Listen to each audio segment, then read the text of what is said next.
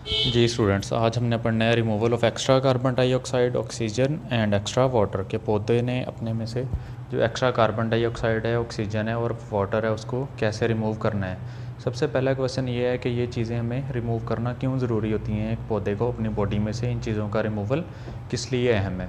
तो हमने एक प्रोसेस पढ़ा था जो कि होम्योस्टेसिस है।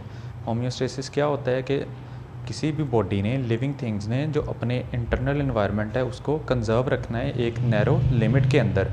बेशक उसका जो आउटसाइड इन्वायरमेंट है वो चेंज होता रहे। हम जैसा कि देखते हैं कि हम ह्यूमंस हैं, हम गर्मियों में भी सर्वाइव कर रहे होते हैं, सर्दियों में भी सर्वाइव कर रहे हैं।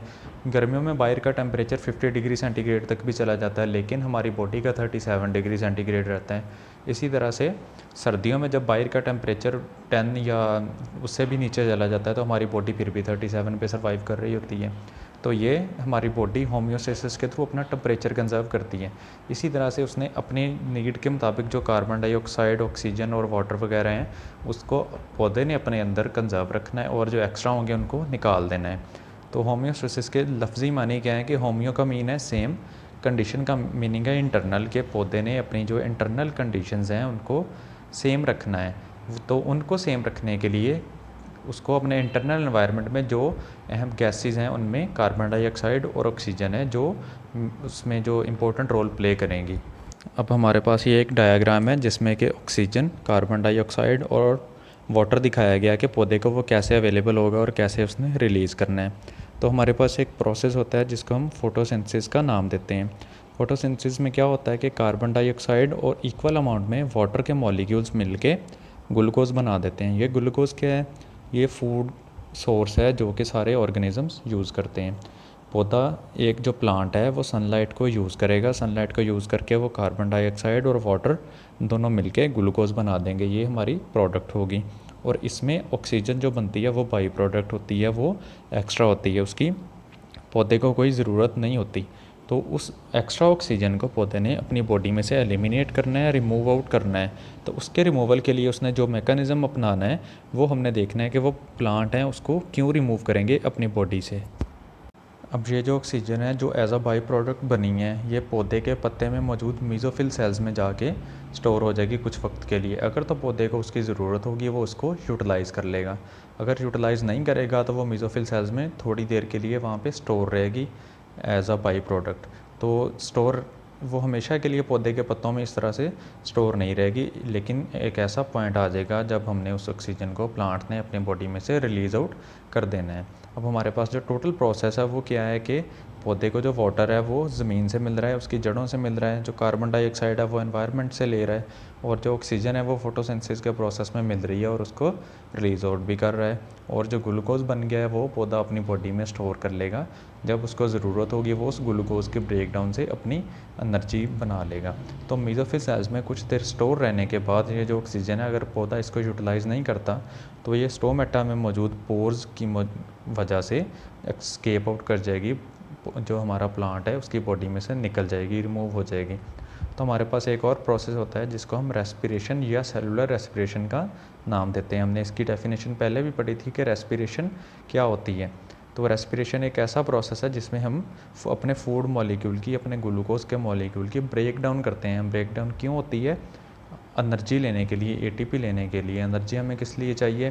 प्लांट्स को एनर्जी इसलिए चाहिए कि वो अपनी जो बॉडी के लाइफ के जो फंक्शन हैं उसको परफॉर्म कर सकें। तो रेस्पिरेशन का जो ओवरऑल प्रोसेस है उसमें ग्लूकोज और ऑक्सीजन दोनों मिलके कौन कौन सी प्रोडक्ट बनाएंगे? कार्बन डाइऑक्साइड, वाटर और एटीपी।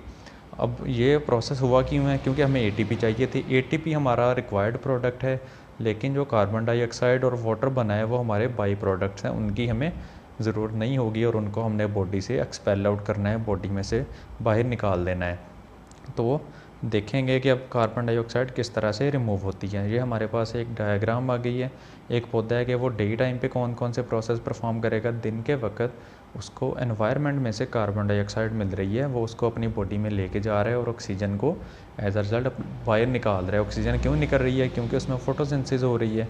तो एट द नाइट, रात को, जब कार्बन डाइऑक्साइड उसको एनवायरनमेंट में मौजूद नहीं है तो वो अपनी एनर्जी के लिए उसमें सेलुलर रेस्पिरेशन का प्रोसेस होगा जिसमें ग्लूकोज की ब्रेक डाउन होती है। ये हमारे पास रेस्पिरेशन का पूरा रिएक्शन है कि ग्लूकोज और ऑक्सीजन मिलके कार्बन डाइऑक्साइड और हाइड्रोजन दे रहे हैं, साथ एटीपी दे रहे हैं। पौधा एटीपी को यूज़ कर लेगा, कार्बन डाइऑक्साइड जो बनी है उसको एनवायरनमेंट में बाहर रिलीज़ कर देगा और ऑक्सीजन की इनटेक होना शुरू हो जाएगी, क्योंकि अब रेस्पिरेशन का प्रोसेस हो रहा है नाइट टाइम पे।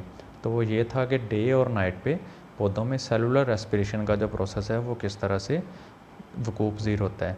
तो इसकी दोबारा से इस डायग्राम को अच्छे से देख लें कि डे टाइम पे पौधे ने कार्बन डाइऑक्साइड को बॉडी के अंदर लेके जाना है, कि कार्बन डाइऑक्साइड एंटर होगी वाया स्टोमेटा और ऑक्सीजन रिलीज़ होगी प्लांट की बॉडी में से। लेकिन एट नाइट जो ऑक्सीजन है वो पौधे के अंदर उसके स्टोमेटा के थ्रू पौधे के अंदर मूव कर जाएगी, एंटर हो जाएगी और कार्बन डाइऑक्साइड बाहर निकल जाएगी। तो अब कार्बन डाइऑक्साइड की रिलीज़ किस तरह से होती है, कौन कौन से सोर्सेज हैं, कौन से मेथड हैं।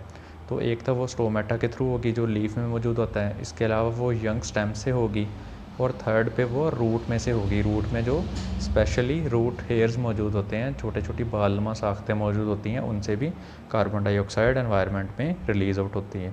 तो ये था हमारे पास कि कार्बन डाइऑक्साइड और ऑक्सीजन की जो रिमूवल है उसकी और मेंटेनेंस का प्रोसेस। अब हम देखेंगे कि जो वाटर है उसकी कंजर्वेशन का क्या प्रोसेस होता है प्लांट की बॉडी के अंदर।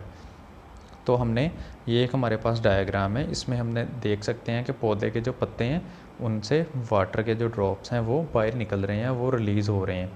वाटर पौधे को क्यों चाहिए होता है, उसकी तनाव उसमें रखने के लिए, टर्जिडिटी रखने के लिए। हम गर्मियों में देखते हैं कि पौधों के पत्ते मुरझाए हुए होते हैं, लेकिन जब टेम्परेट या बारिश का मौसम होता है तो पौधों के पत्ते बिल्कुल अकड़े हुए होते हैं, सख्त होते हैं। उसको बोलते हैं कि स्टेट ऑफ टर्जिडिटी, कि वो टर्जिड होंगे।